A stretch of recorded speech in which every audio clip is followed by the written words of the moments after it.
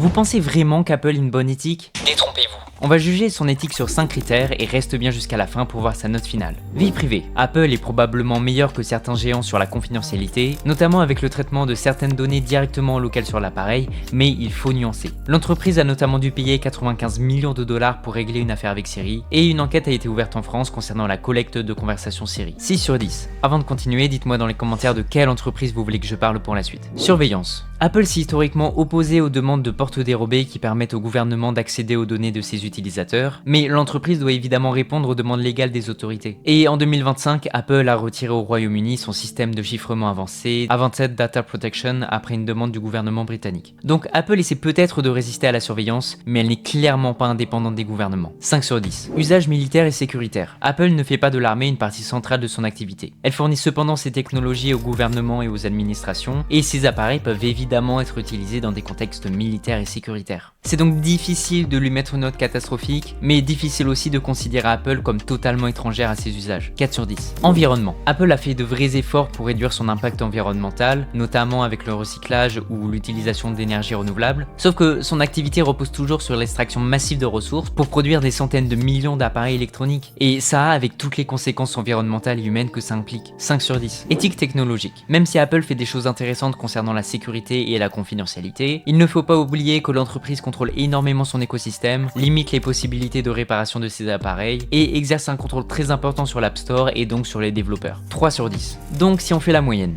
6 plus 5 plus 4 plus 5 plus 3 divisé par 5 est égal 4,6. Et ouais, c'est vraiment pas fameux Apple.